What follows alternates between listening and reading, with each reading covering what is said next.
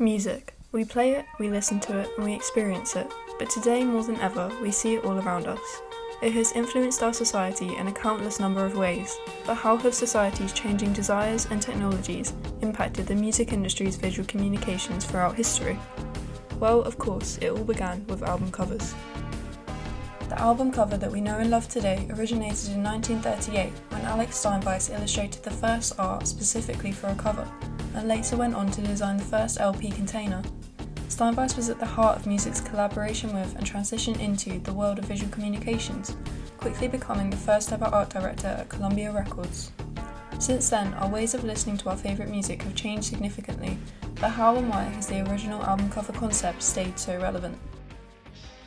Going back to the 1930s, specifically around the time of the Great Depression, music was released on heavy 12-inch discs, which were impractical and just released at the wrong time, therefore not becoming as popular as anticipated.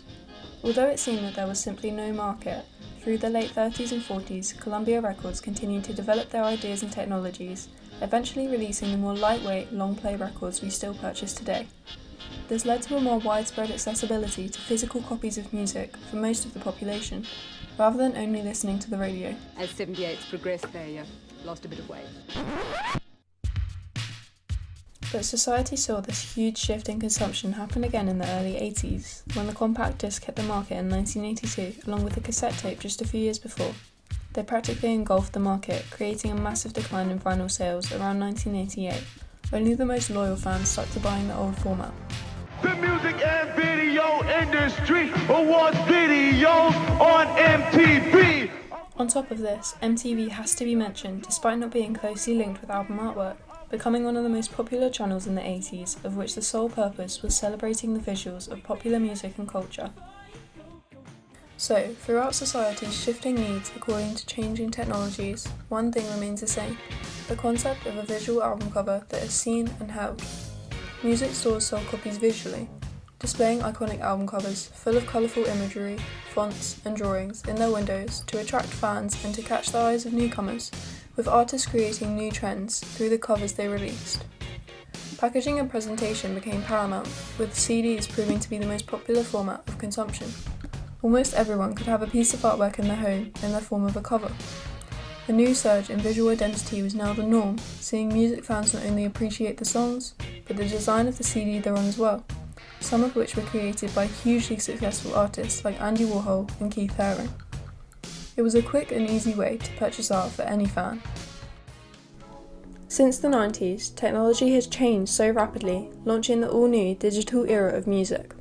We saw the introduction of the MP3 file, the iPod, iTunes, YouTube, the smartphone, and a very fast rise in popularity of streaming services and social media, like Spotify, SoundCloud, Facebook and Instagram, and the list goes on.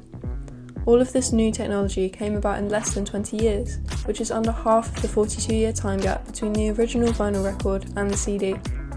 Through all of these new technologies, artists were able to share themselves in a much more visual, accessible way, especially with social media. We still see album artwork, but a debate arises around its impact whilst we are using Spotify compared to if a consumer were to walk into a record store.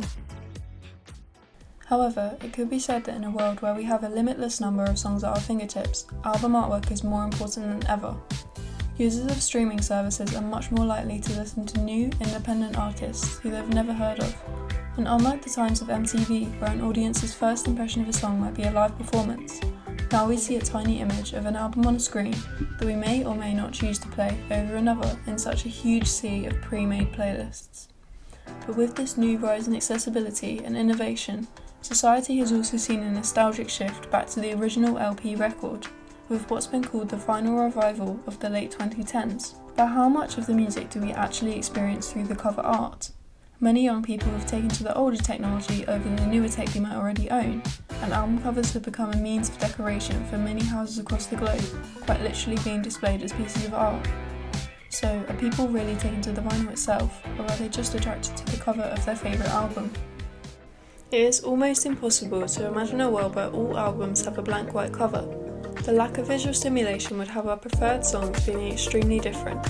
Album covers have created worlds for albums throughout history, from Pink Floyd's iconic imagery to the iconic art of Andy Warhol, with concepts that link through videos and lyrics for fans to appreciate.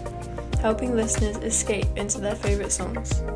We want to be challenged and inspired by music, bringing the visual identities of artists to the forefront of the industry, transporting us into other worlds by captivating all 5 of our senses. Whether it's a sense of nostalgia, escapism, or simply fan culture, album covers always seem to stay incredibly relevant. So, what album artwork do you connect with, and what makes it so personal?